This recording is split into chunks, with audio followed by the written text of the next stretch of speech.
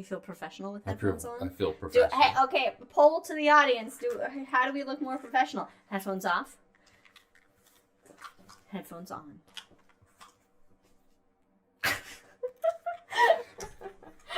Anyway. It'll be more professional when I can hear you. Welcome to the Hangover with Cosmos. Brandon, okay, Brandon's in chat. Brandon, as soon as you left, we lost internet for about 10 minutes, by the way. I just want to let you know. And we had to skip a bunch of news. And we're going to do that news now. Yeah, we are. Yeah. I'm going to find where we were. All right. It's with... Yeah, I know. I found it. Hold on. I got something in my eye. Look at that. It's just Here you go. Lisa.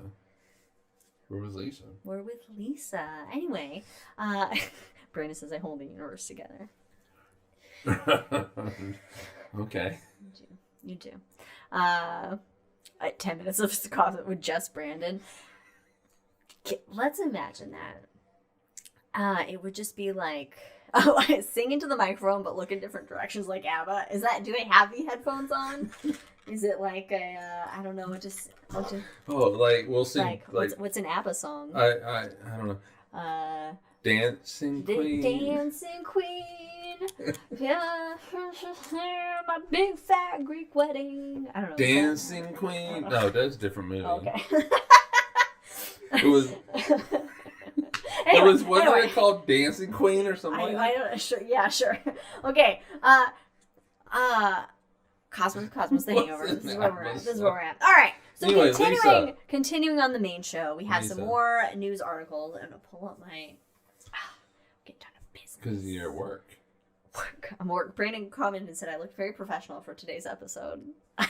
Mamma mia. Mamma mia. Okay. All right. So, Fizz.org, new spacecraft approved. Hey! Yay! Lisa, the laser interferometer space antenna. It's going to study gravitational waves in space and will go into orbit in the 2030s. Currently, we have spots on Earth that measure gravitational waves. LIGO. Oh, what's the one in Italy? There's one in Italy. Damn it. Federico, if you're still listening, you can help us out there. Being Italian, I would assume you would know that. That may be just a generalization on my part as an American, that you would know all things Italian. No, but I'm going to go there. 2030s are only 6 years away. Don't do that, Brandon. Don't make time real. I don't like it. But anyway, it's really hard to study gravitational waves on Earth because, there's a lot of other things on Earth that are making waves, so to speak, other than just America. And so in space, it's the better place to study the universe. Virgo. Yeah. It's best to study space in space, actually, really, because the Earth interferes a lot. We have a lot of Earth stuff that interferes. And gravitational waves are hard to measure because they're very, we're talking about saying black holes colliding, super far away, and the gravitational waves they produce while close to them, probably extreme, but out here, far away, they're very slight, minute disturbances in the force. Oh. We don't do the drinks on right. Hangover, but I'll take one for it because actually that was pretty. That was good. I'm kind of proud of that one. But to put it in perspective, LIGO, in Washington and Louisiana, and Virgo over in Europe, they have to also factor in just a truck driving down. Yeah, so I meant the Earth has a lot of vibrations. There's a lot of different things making waves. Right. Earthquakes, trucks, whatever. So people, all the billions of people walking around. I don't know. Right, but the lasers are so sensitive. They have to actually factor. Yeah, they can pick that up, and so you have to do a lot more work to remove the shit that is not. Yes, remove the background noise. Yes, exactly. So Lisa has been approved. It's not, that just means they've laid out the concept, the designs, all of it, and they're like, all right, you're a go to start production, basically, on it. And what it has these super precise optical benches at the center of the spacecraft that send and receive laser beams between between the Lisa spacecraft, and they combine these laser beams together to produce signals that contain signatures of gravitational waves. And then my brain dies because I'm like, I don't know what's happening, but lasers. It's basically doing the same thing LIGO does. Okay, yeah. So it sends a laser, and then something that disrupts that laser beam. And then they look at it. Right. And so they go, the lasers, wave? The lasers are going to be in harmony with each other, and then when the gravitational wave comes through, it disrupts that harmony. It disrupts the harmony, and you're able to pick that up. Brandon thought on it. Since this is the Hangover, if he had 10 unexpected minutes to himself in the show, he'd read the astronomy news with his best Walter Cronkite impersonation. You know, Walter Cronkite, or 1930s, newsreel. This just in, the Lisa spacecraft has been approved. I think that's how we should do all of our news. But Jack says Diet Death Star dish. I like it. All right, so Sky and Telescope magazine. Milky Way, more like Pickly Way. That's my headline. More like Pickly Way. So the Milky Way may have started out more like a pickle in shape. A pickle. Everybody imagine a pickle right now. You're welcome. So distant dwarf... Is it like one of those smaller pickles? No, like a dill just pickle. a regular dill pickle? Like a regular dill or pickle. Smaller? No, like a regular dill pickle. I'm gonna go with one of the sweeter, like a pickle ones. Rick. Like a pickle Rick. Pickle Rick? Pickle Rick. Remember Pickle Rick from Rick and Morty? Pickle Rick? I'm Pickle Rick. Oh, yeah. Pickle Rick. Yeah. Okay, all right. Okay, so distant dwarf galaxies have been observed to have a stretched out shape, some looking like pickles. Now, I would like to point out, and what I saw in this article is apparently there are some articles that are relating to them to bananas. They are not banana shaped. They do not have the curve of the banana. So they are not banana shaped. They are pickle shaped. Get it together, media. Anyway, follow the science. All right, so these types of galaxies can become like Milky Ways of today, our nice spiral galaxies like we are. So James W. Webb, the James Webb Space Telescope, naturally at this point, I mean, come on, is able to detect longer wavelengths of these galaxies and can probe farther into space and much more back into time, as it were, to see these galaxies in like this much younger universe. Viraj Pandya of Columbia University, he said that the likelihood of different shapes within a group of galaxies are that their methods are statistical in nature. Okay, so this is based on the statistics of what they're seeing. Is that these early galaxies tend to have this pickle shape. They thought that maybe it was, like a stretching of light or whatever. They weren't seeing the elongation was like an artifact, but it is actually the shape of these galaxies. These young galaxies in this young universe is to be pickle shaped. Right. Yeah. And then they lose that pickle shape and become like a spiral galaxy or some shit. Yeah, and they also thought they were seeing them. They also thought they were seeing them like we view, say, the Sombrero Galaxy. Google Sombrero Galaxy, you won't be disappointed. Where we're looking at the galaxies kind of edge on, we're seeing the flat disk of them more so, but that's not the case. It's actually the shape of them is pickled. And they did this whole like plotting of these galaxies and their shapes, and there was a lot of simulations and stuff that has been done during this research, and so this is what they're basically seeing, that galaxies like our Milky Way could have started out pickle shaped. This like might have some scientists pickles. A little salty. I like just to say pickle. You could say that the universe might be in a pickle. Anyway, or at least these island universes might be in a pickle. Yeah. Feeling a bit pickly out there. So Sky and Telescope, also another galaxy, article about a galaxy, the invisible galaxy. No, see, this is fascinating to me. The invisible galaxy. Can you imagine the invisible? But it's not invisible because we can see it, but what's not in it? Stars. A galaxy that doesn't have stars.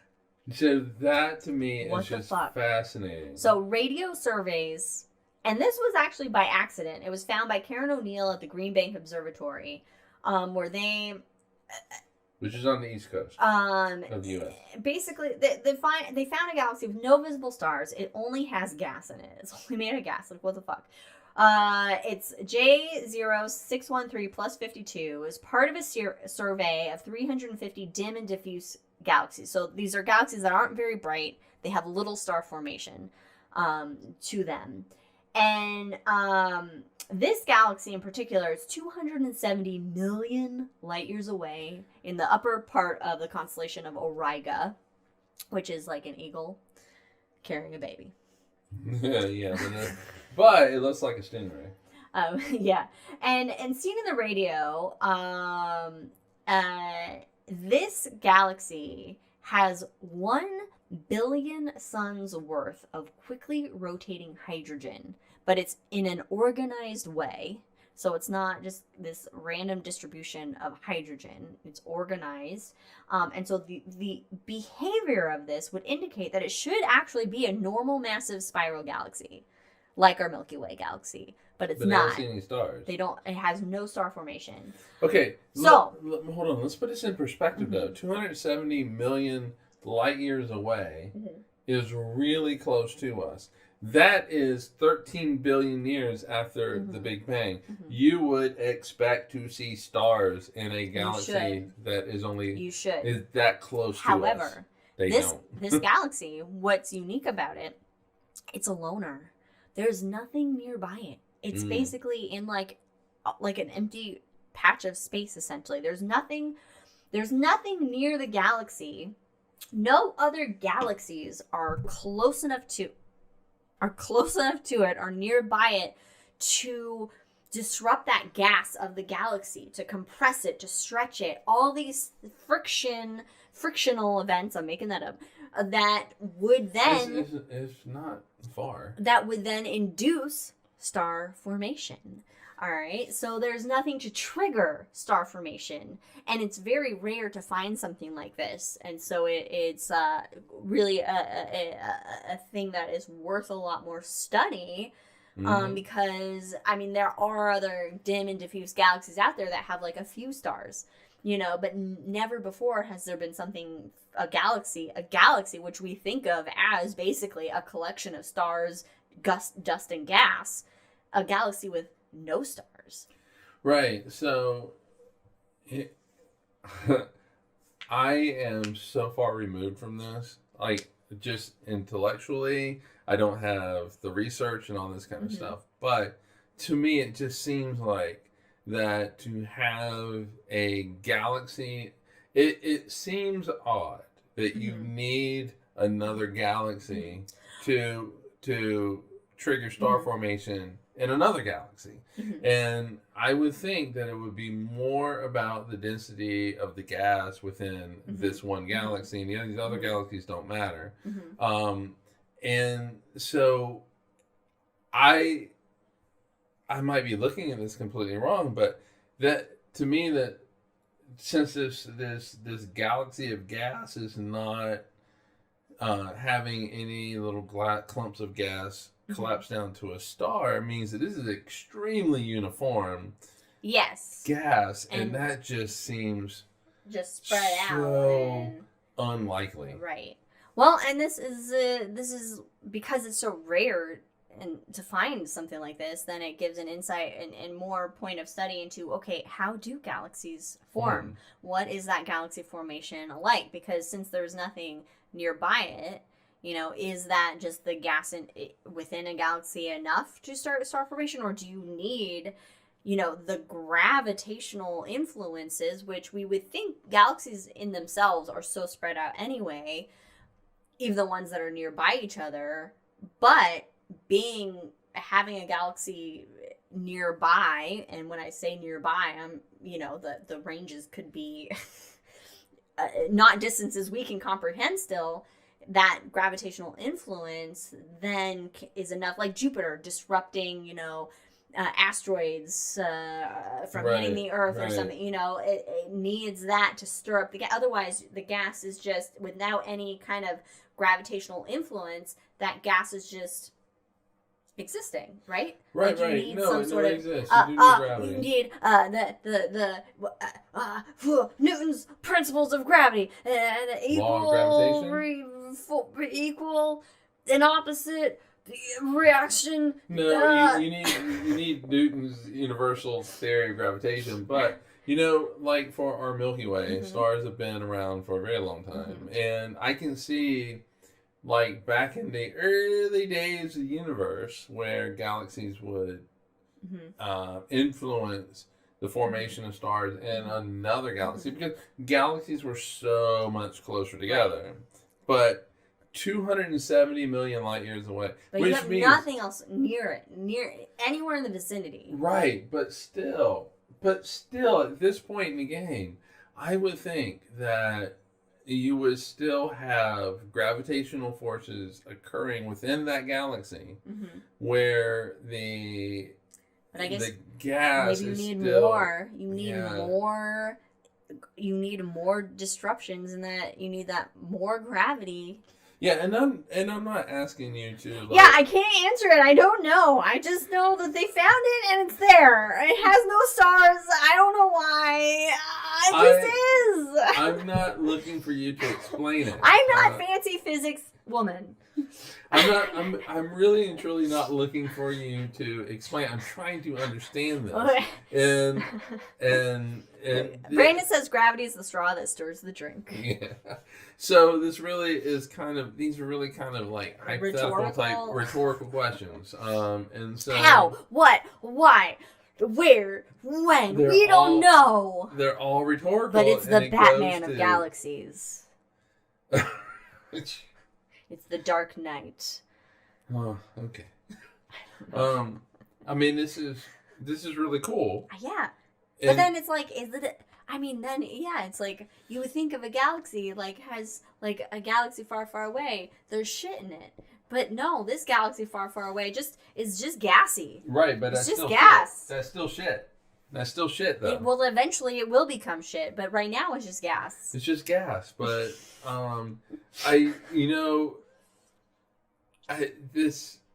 this really is a snapshot of what the extreme universe of the... And how we don't understand these. Well, this is a snapshot of what the extreme early days of the universe look like, where you did have just nothing but gas in the universe. And so it has to clump together and to create the stars, right? And so these clouds of gas have to collapse to create stars. It's just, to me, mind-boggling that this galaxy has existed. Either this galaxy is extremely young, extremely fucking young, or I think it's really old. Actually, I didn't note it. Okay, so if it's really old, I think it's old, but I didn't note it. Okay, but if it's really old, all right, that goes to my next point, which is if it's really old, how did this survive for roughly 13 billion years? 12 billion years to where star formation did not happen. It's a very interesting, dynamic, and it would be a very interesting history for this one thing to understand. I'm not so sure that we will ever understand it. It's such a bizarre case. It's a bizarre case. You heard it here, folks. No. You heard it. Okay, we understand generally how the physics of things works. Do we? Generally. Okay. And so,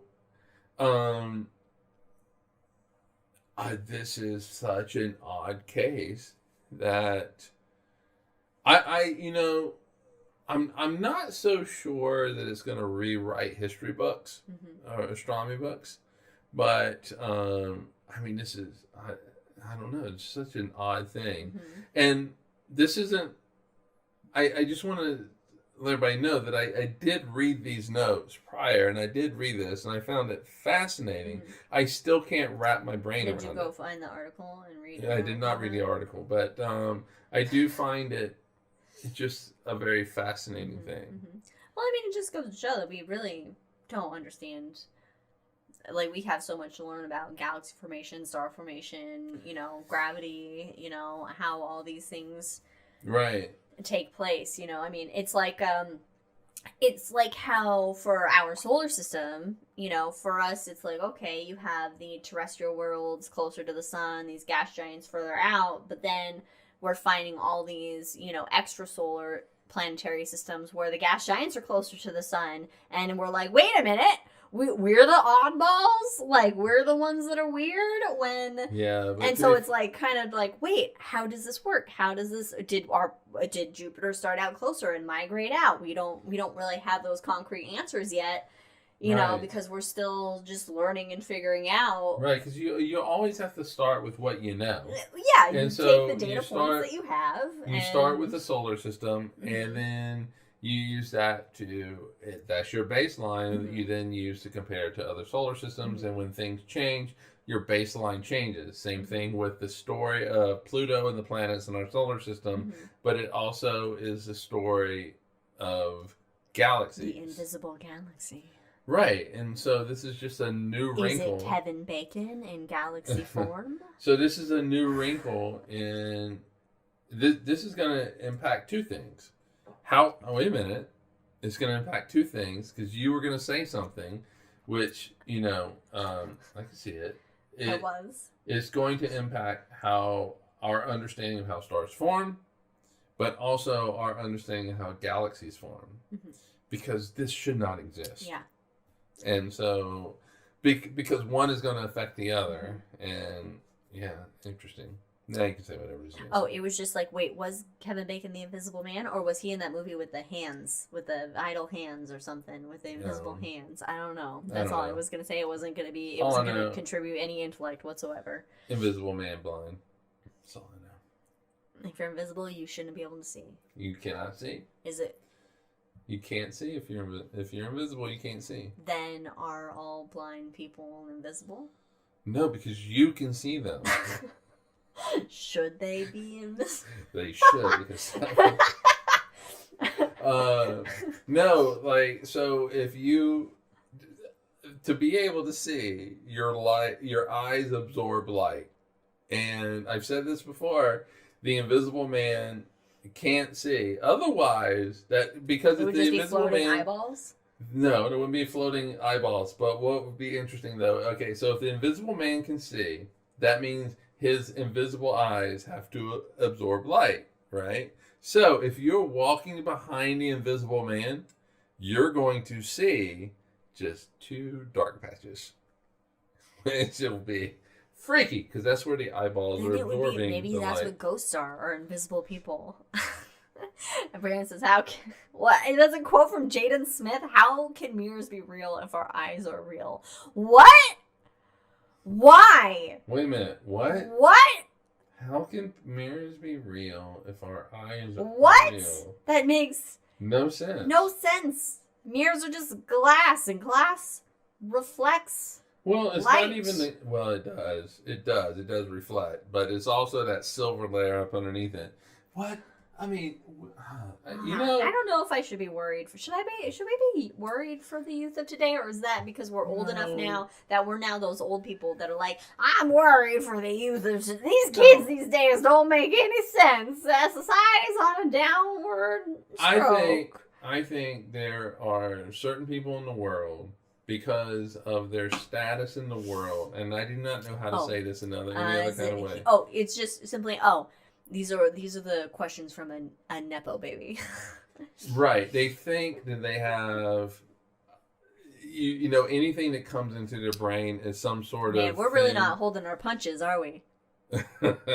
So anything that pops into their brain, they think is that it's an original thought, and nobody has ever thought that shit before. Well, imagine when the mirror was first invented by whoever first invented the mirror, and people lost their shit being able to see in the mirror. 4,000 years ago, when the Egyptians came up with these things, they thought of this question. We still think that. So, Jaden, catch up. We still think mirrors are portals, and like our path of portals to another dimension. Like photographs capture your soul. Well, there were... Oh my God. When we worked at the Science Center, there was he was in charge of and when people come in and buy tickets, Guest experience. guessing, yeah, where do they buy the tickets? Guest experience. So he was in charge of that, and he would not allow people to take his picture because he thought it would take his soul. And I just want to get out. You're working at a science center. Was he Amish? Was he from the 1800s? No, and I never could figure out if he was being serious or if he was just kind of joking on it. But yeah, he wouldn't allow it to happen. It was so dumb. I do want to get to your mom's question though. Oh yes, what was my mom's question? I can scroll. Do I need to scroll up and chat here so you can? Yeah, it was something like, does James Webb Space Telescope go through dark matter? Does JW pass through any dark matter? Right. So, does James Webb Space Telescope pass through dark matter? Like its infrared sight capability? I mean, it's...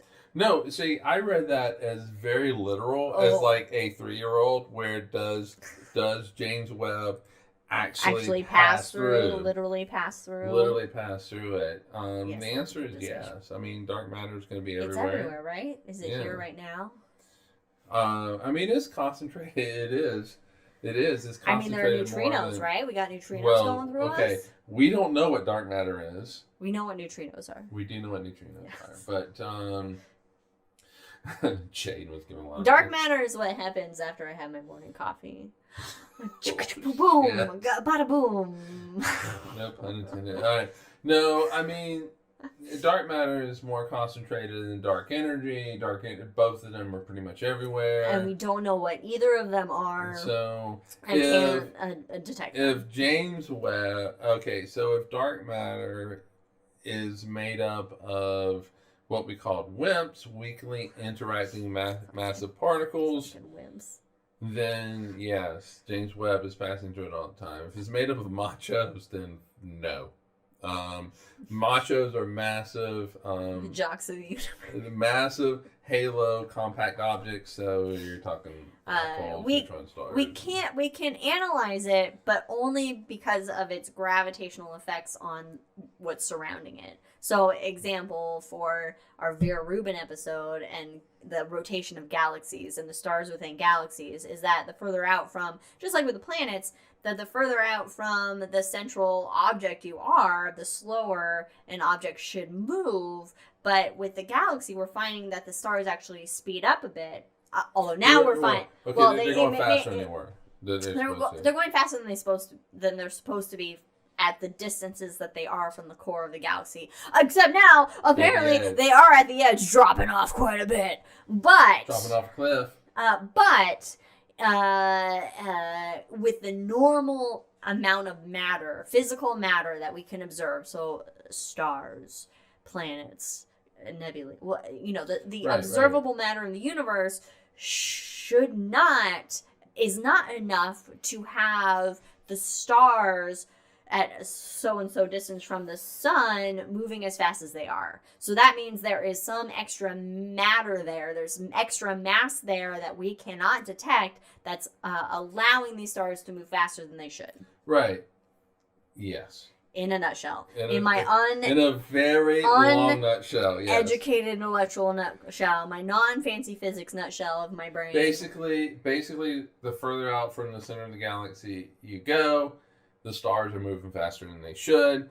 The galaxy would actually break apart.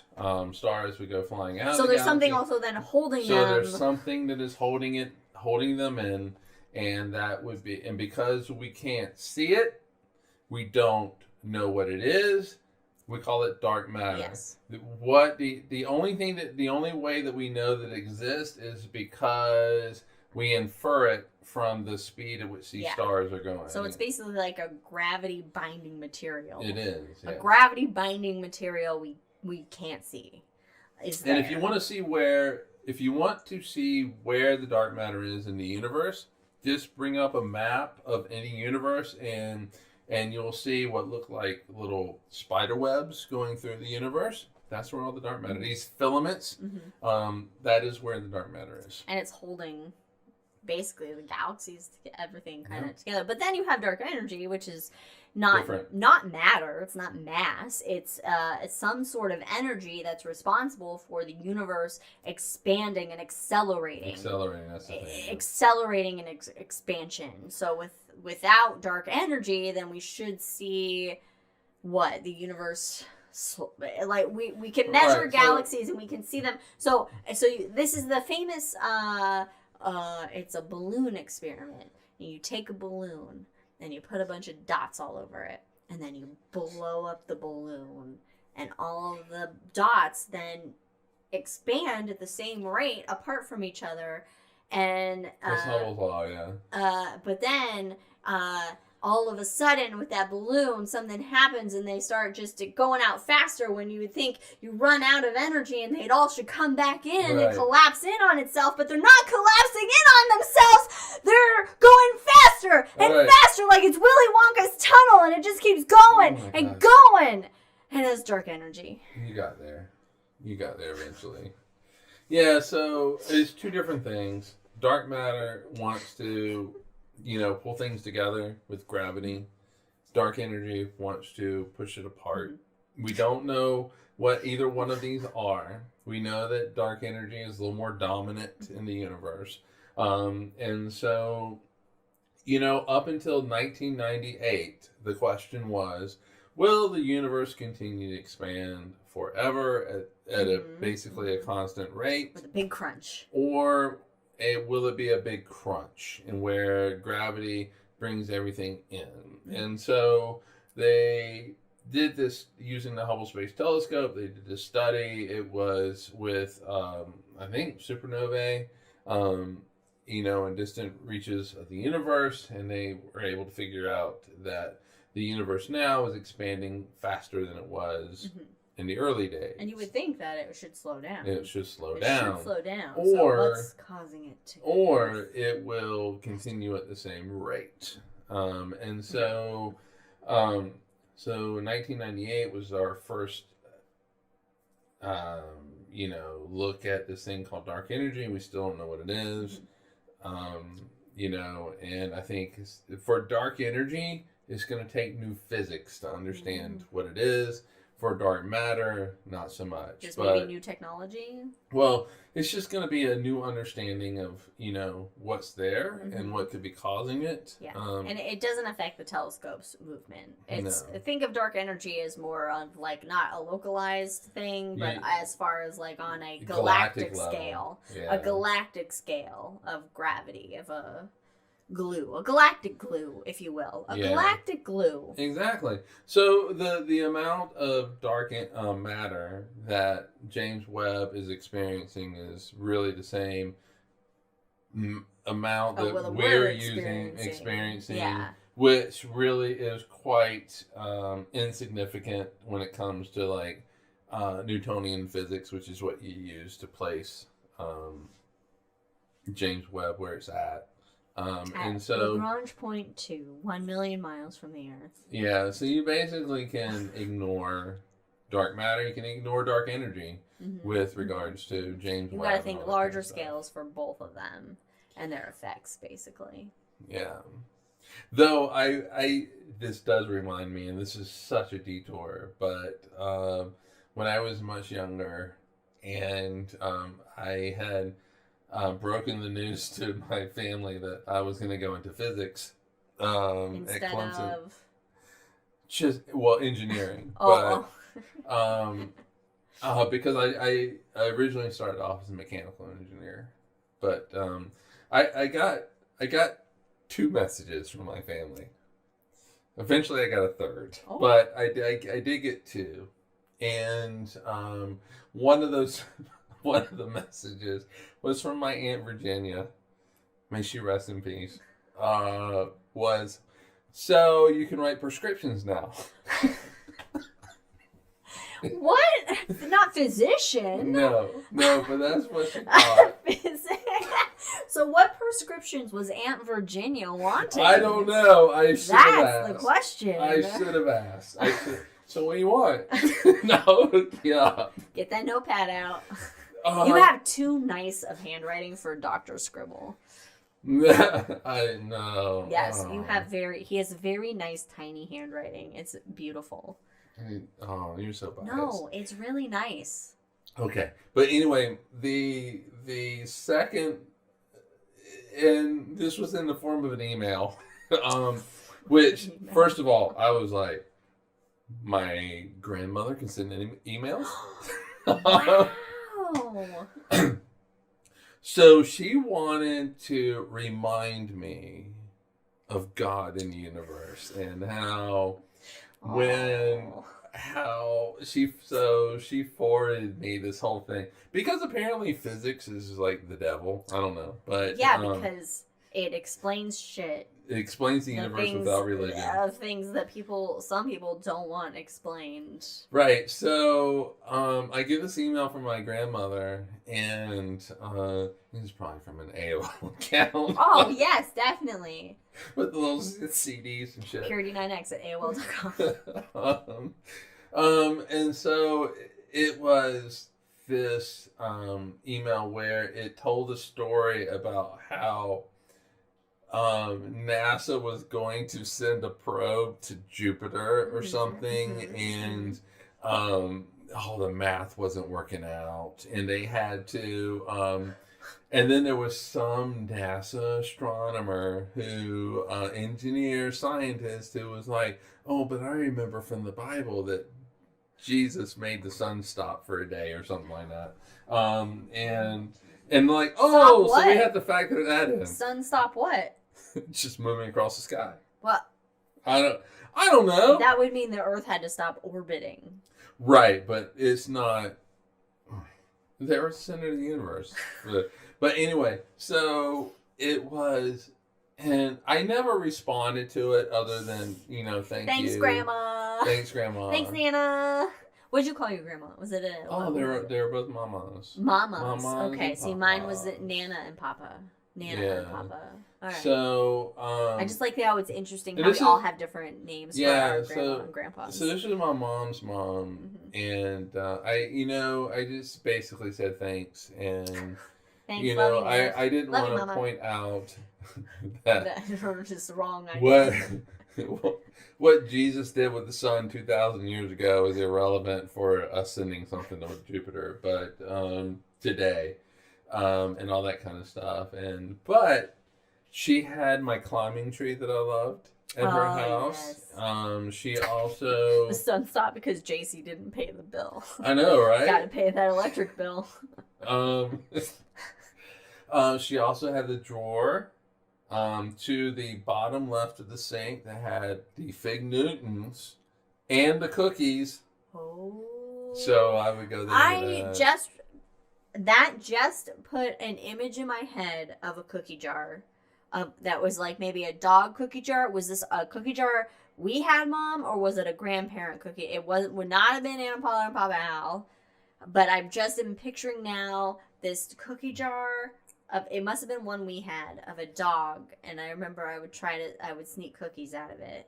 This is what I remember. Sneak, quote unquote, sneak cookies. But my house had the climbing tree. Yes. My house had a great climbing tree. And I would love to go up to my climbing tree. So, your mom would love this. Your mom would love this. So, my grandmother lived in Hemingway, South Carolina, which is what we call the Low Country in South Carolina. It's near the coast. Is that the banjo country? No, but yes. But yes, it's near the coast. Mm-hmm. It's very flat, and then when you get up towards Columbia, it kind of rises a little bit. This was pre-Sally. This was way pre-Sally. It had to have been pre-Sally. Maybe it wasn't pre-Sally. Anyway, that's where I rode my first horse. My grandmother had horses, and she would, because she basically lived on this kind of farm, and my grandmother on my dad's side, very different, lived in a small town bigger than Oak Ridge, if you can believe that. In a town called Leesville, South Carolina. Collectively it's known as Batesburg, Leesville, but I would go there and I would get Chef Boyardee.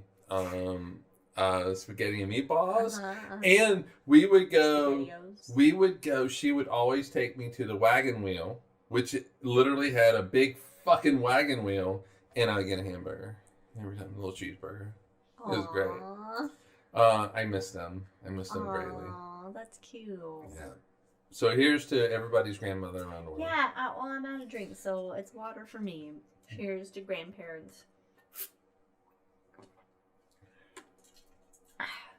Yeah, so the third thing I got from physics was when I did eventually come out as atheist to my parents, and my mom sent me a message that did physics do this for you? Did physics do this? I'm like, no, it was actually prior to physics, and it was Way prior. where you took me. Way prior. I don't know. Just maybe the not making sense at all did it. Just, Yeah. a little critical thinking exercise did it. That's what happened. You say not making sense. That literally was in my head. Yeah. Because I'm sure I said this. I know I've said it to you. I don't know if I said it in the podcast, but I was, basically 10 years old for me was a pivotal year. There were two things that I learned about myself that year. And one of them was I was at church at a children's sermon. So where all the little kids go up and we pretend to be good little Christian kids. We do what our parents asked of us. And yes, exactly. And then at the end we walk out and we have ice cream and shit. But anyway, bribed with ice cream. I'm looking out at the crowd. And your 10-year-old mind, as it starts to develop its individuality, goes, wait a minute. And it goes, literally, this doesn't make sense. And it kind of just turned everything. I don't even know what Pastor Amundsen was talking about. See, I even remember his name. Because we shared a birthday, actually. And so... Yeah. So I don't... what? You just need to have faith. You just need to have faith. And so can we do It's all about faith, the faith, the faith, by like George faith. Michael? Yeah, you just gotta have faith. Just gotta have faith. But just have faith. It doesn't matter if it doesn't make sense, as long as you have faith. But that's the problem, though, is that the faith. Now, do you need to have Faith Hill? Faith, but faith is not science. No. And so it's just not science, and I don't even know what Pastor Amundsen was talking about, but it just didn't. The Lord, yeah, in some kind of way. And your sins, and you're in trouble. But for me, it was. But later that year, it was like I'm really in trouble. But it was. It really was. No, this doesn't make sense to me, and it was the goddamn physics of the devil. Physics. The devil's physics. And I do think that's why I had my mom's statement, and I had, my mom, she has degrees in biology. She is a very smart woman. Very educated. She's a very educated and smart woman. Oh my God. Just listening to her. She has like the sweetest, like Southern woman voice, and just listening to her is just like, it's so soothing and it's so nice. And she could tell me to bless my heart and I wouldn't even care. I'd be like, oh, it sounds so nice. So she exceedingly smart and will do anything for people. Yeah. She really will. Wonderful sweet woman. She is a wonderful person, and I really should strive to be more like my mom and dad, minus the religious part. And the political part. Yeah, places, but so I think that physics forces people to think about things differently, and I can see where my mom would be like, so the physics make you become atheist, and the answer is no. But I can also see where my grandmother was coming from, my mom, where she was coming from with it. Because some would say that maybe you had a total eclipse of the heart. It's the little things that bring me joy, and I will give myself that little joy when I can, whether you laugh and appreciate it or not. I'm here for myself. And that is directed at anybody who just rolled their eyes after I said that. Yeah.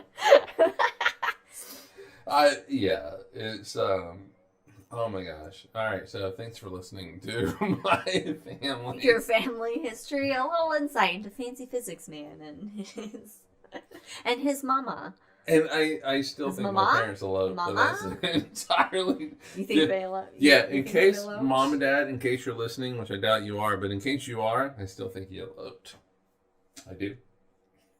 I mean, elopement is the way to.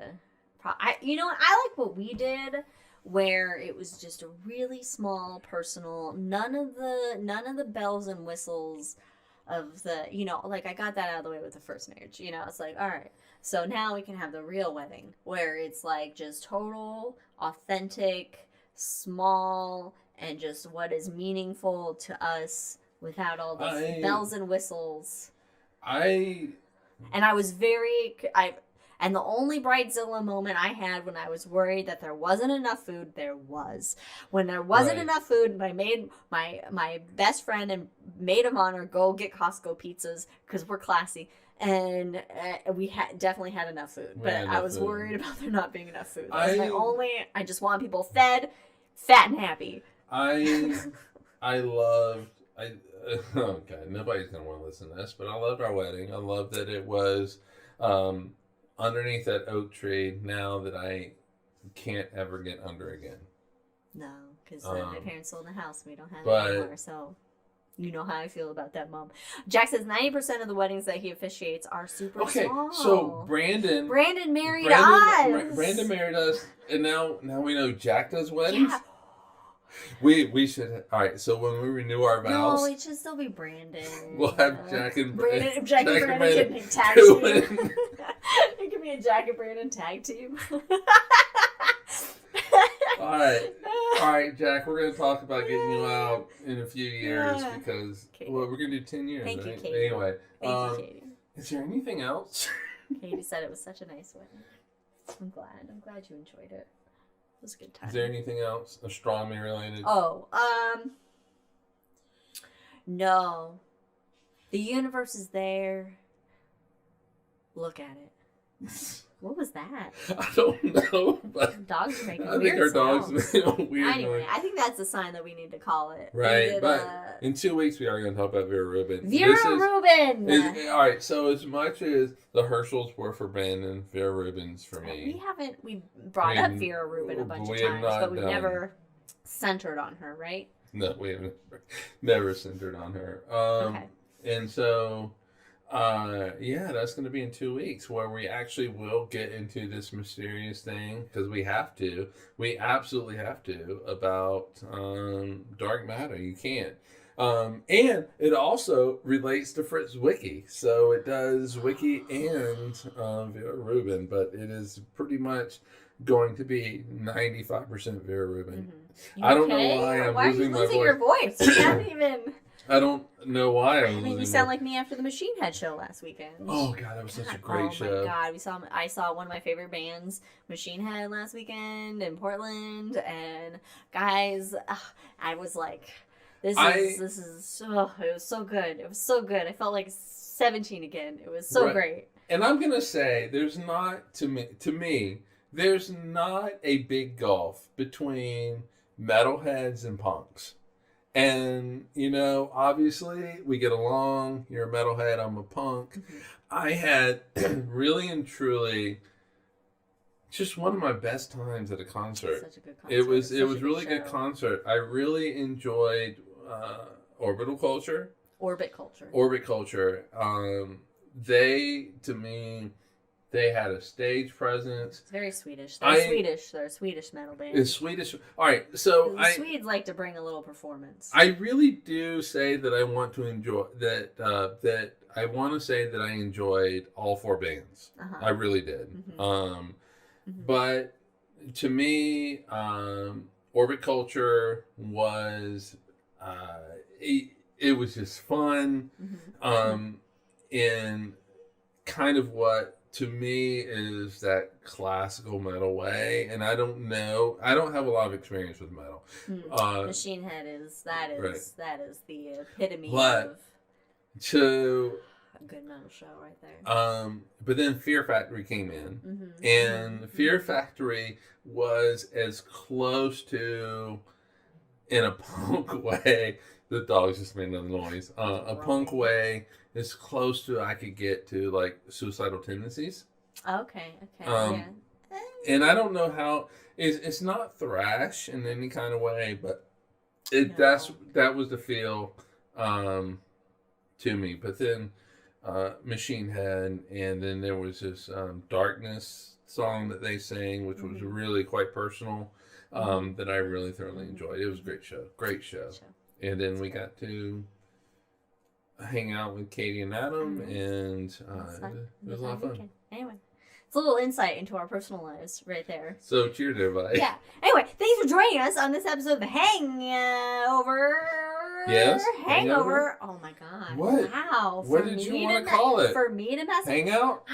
You I wanted to call it Hangout? I almost did. Oh God. Oh, if you had called it Hangout. Oh my God, I never let it down if I called it that. Brandon and I would have had so much but fun. I didn't. No. The Hangover with Cosmos and Cosmos. Thanks for listening to us. Follow us on all the things. Cosmos and Cosmos, where you get your podcasts, and on social media, except for Twitter, at Drinking Cosmos. We'll see you next time with Vera Rubin. Cheers, everybody. And bye, everybody.